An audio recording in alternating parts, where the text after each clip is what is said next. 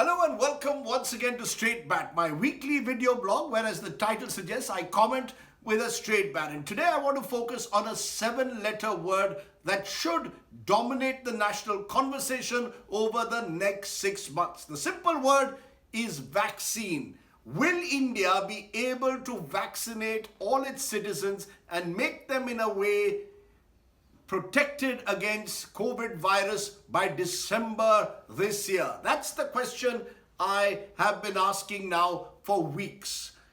Let's start with the good news. In the past few days, there is little doubt that India's COVID vaccination drive has picked up. Between Monday and Wednesday alone this week, more than 2 crore jabs were given. The highlight was in fact Monday the 21st, where a national record of 8.87 million vaccine doses being administered was set. National record, if you exclude, of course, the polio vaccine. But that's another story for another day. Typically, the reaction of the Modi government has been celebratory, almost as if we have now won the World Cup when it comes to vaccines. Ministers have been sending out laudatory messages to the Prime Minister, congratulating him personally for being responsible, they say, for this vaccination surge. You've had big advertisements that have appeared in newspapers, all of them principally from BJP-ruled states, again thanking the Prime Minister for providing a free vaccine. And of course, you've also had the University Grants Commission, no less, suggesting that posters be put up in universities, again thanking the Prime Minister for the vaccine. And even Kendriya Vidyalayas have reportedly been issued instructions that they too should put up "Thank you Modi" banners and posters. Now, at one level, I have no problem with advertising a vaccination drive aggressively. In fact, that's what should be done to overcome vaccine hesitancy.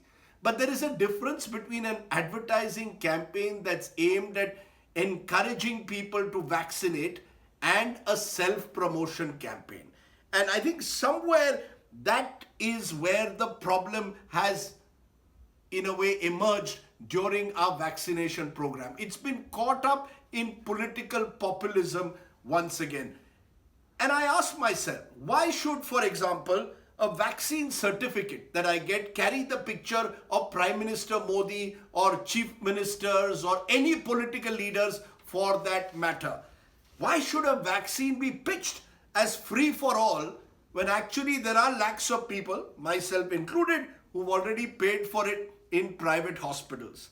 Why should the vaccine be seen as a gift from Prime Minister Modi that we have to thank him for it, when the fact is the vaccine is our right? It's not some privilege that we are being granted. Vaccines, my friends, do not belong to any political party or leader. They belong to the citizens of this country. As a tax-paying citizen, I have in my own way contributed in a way to the vaccine drive, since the money for the vaccines is coming out of budgetary resources. If states compete with each other so that more people are vaccinated, no problem. I will happily congratulate the state that is first to vaccinate all its citizens. But when vaccine populism, as I call it, becomes entwined with political party agendas and personality cult building and self-promotion, then it is problematic. Because then, as has happened in the last week, it becomes difficult to separate truth from hype. What is the truth? The truth is this. In the first 20 days of the month of June, an average of 3.16 million doses per day were administered.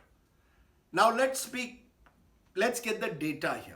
To achieve the Government of India's target of vaccinating all citizens above the age of 18 with a double dose by the end of the year, we need to vaccinate at the rate of 8 million plus per day, or effectively around 250 plus vaccines every month.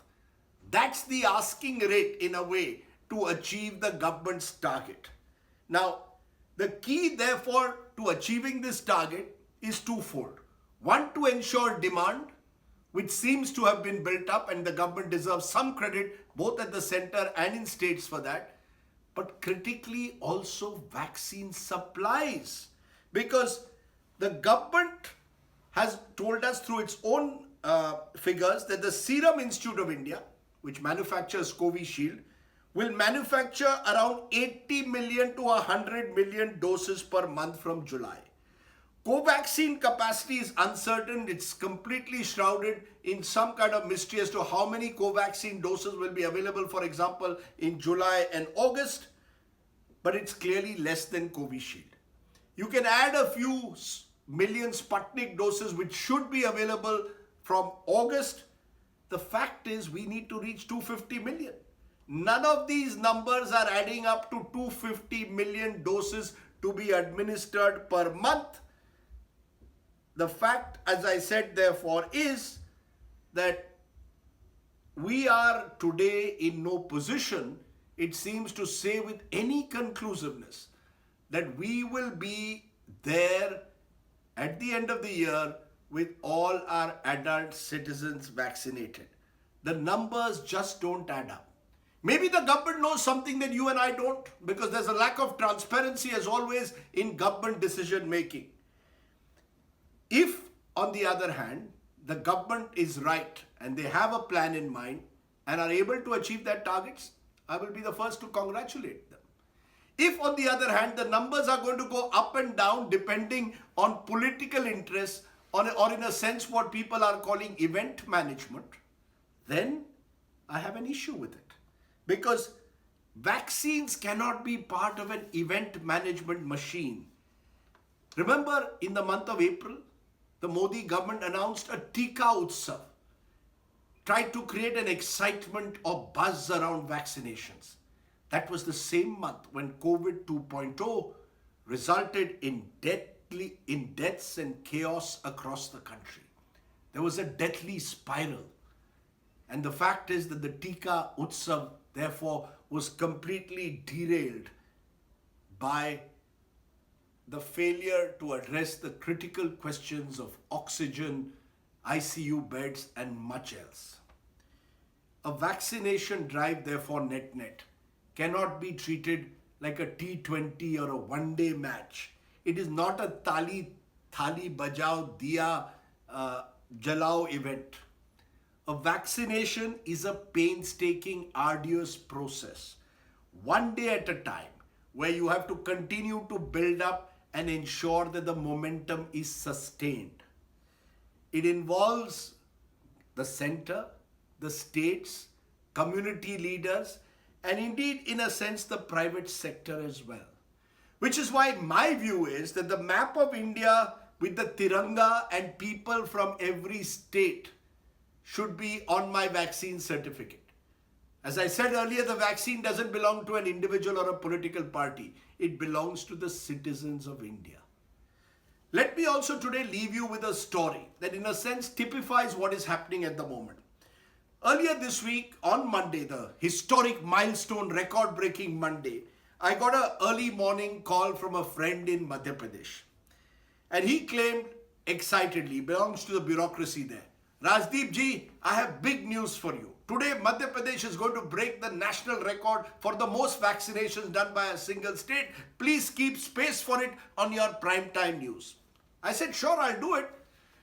Interestingly, just a day before, an Andhra government official had rung up to say Andhra Pradesh had achieved a record of 13.2 lakhs on a single day, on the Sunday. We will go beyond Andhra, the Madhya Pradesh official told me excitedly and was convinced about it. He was right. Madhya Pradesh on Monday vaccinated as many as 16.91 lakh people. A really strong, remarkable achievement. The highest for any state in a single day. But as often is the case, the real story lies behind or beyond the headlines that are screaming at you. The truth is, and this is why I want to separate truth from hype today. The truth is that the day before the record-breaking feat, that is on Sunday the 20th, Madhya Pradesh vaccinated only 4,098 people. On June 18 and 19, in the build-up to June 21, Madhya Pradesh vaccinated 11,472 and 24,700 people. Again, relatively low numbers. On June 22nd, the day after this big national record, Madhya Pradesh vaccinated just 4,825 people. Suddenly on Wednesday, MP was back on top with 11 lakh doses. So what explains these dramatic rises and falls? That's the question I put to this bureaucrat. He told me, interestingly, that on Sundays, Tuesdays and Fridays, there is no government vaccination program in Madhya Pradesh.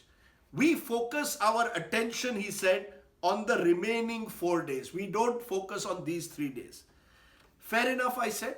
But what explains the quantum jump on the 21st? And then he revealed the story. He said, Rajdeep ji, we were asked by the center, by the health ministry, to stock up our inventory, keep enough supplies ready so that we could create a big bang on Monday. I'm using the exact words, big bang. Now, this is where somewhere I have a small question mark. Because big bang conveys to me event management. Thoda tamasha karna hai. Thoda ek headline management karni hai. Remember, the truth is, BJP ruled states were sent a clear message to ensure big numbers for vaccinations for the 21st of June. I will have no problem with that if that is now sustained over the next several months. That will be great. But the fact is, in most of these states, after the 21st, there has been a slight dip in numbers. And that's where the concern comes from. On the 21st, because the Modi government was in a way relaunching its vaccine policy and was centralizing vaccines once again, there was a need to make a big splash. The top 5 vaccinating states on that day were all BJP-ruled states.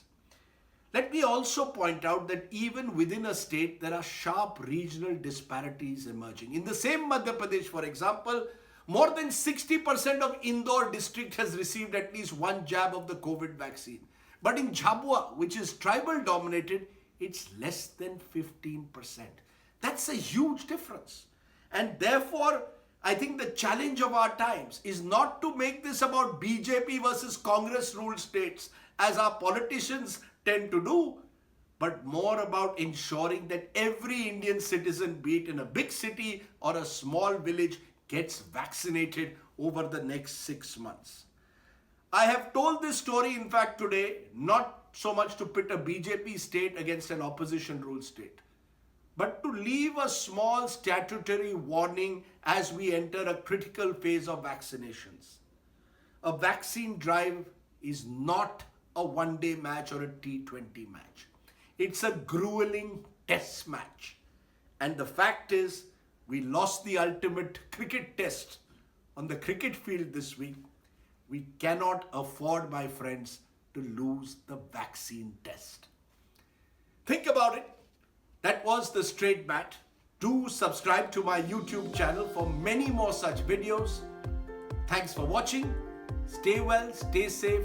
Namaskar. Jai Hind.